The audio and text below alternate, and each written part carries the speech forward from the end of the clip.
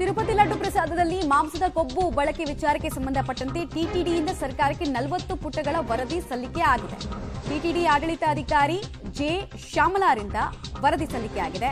6 ತಿಂಗಳಿಗೊಮ್ಮೆ ಅಗ್ಮಾರ್ಕ್ ಹೊಂದಿರುವಂತಹ ತುಪ್ಪದ ಈ ಟೆಂಡರ್ ಅನ್ನ ನಡೆಸಲಾಗ್ತಾ ಇತ್ತು. ತಮಿಳುನಾಡು ಕಂಪನಿಯ ತುಪ್ಪವನ್ನ ಪ್ರಸಾದಕ್ಕೆ ಬಳಸಿಲ್ಲ ಅಂತ ಸ್ಪಷ್ಟನೆಯನ್ನ ಕೊಡ್ತಾ ಇದ್ದಾರೆ.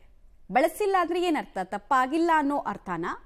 ಏನ್ ಕತೆ ಅನ್ನೋದು ಇಲ್ಲಿ ಪ್ರಶ್ನೆಯಾಗಿ ಉಳಿತಾ ಇದೆ. ಕಾರಣ ಚಂದ್ರಬಾಬು ನಾಯ್ಡು ಅವರೇ ಹೇಳಿದ್ರು, ಅಲ್ಲಿ ಲಡ್ಡು ತಯಾರಿಕೆಯಲ್ಲಿ ಕಲಬೆರಕೆ ವಸ್ತುಗಳನ್ನ ಹಾಕಲಾಗ್ತಾ ಇದೆ ಅಂತ. ಇಲ್ಲಿ ವರದಿ ನೋಡಿದ್ರೆ ಬೇರೆ ಇದೆ.